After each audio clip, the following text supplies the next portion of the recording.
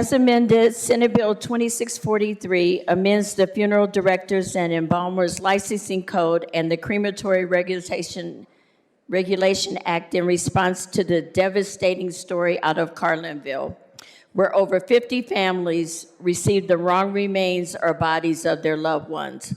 A complaint was filed with the Department of Financial and Professional Regulation in March of 2023.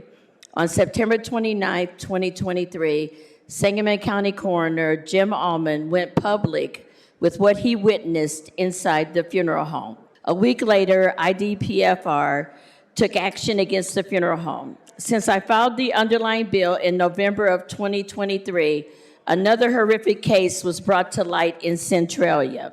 In that case, an anonymous source complained of the unkept and unsanitary preparation room at a funeral home to the Department of Financial and Professional Regulations. Photos of that preparation room were circulated in the news.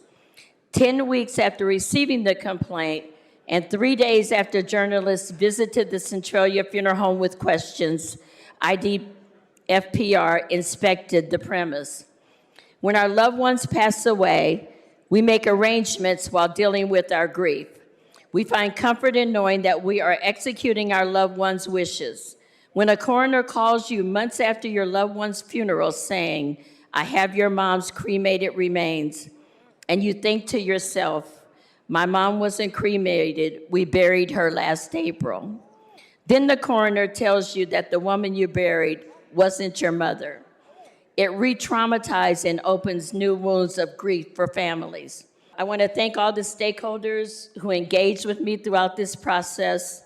It was a very difficult process. I also want to thank the families of those that were impacted, that participated, and I know that it was very difficult for them because oftentimes they were reliving their grief all over again, but I think that their participation really speaks to why this bill is so important.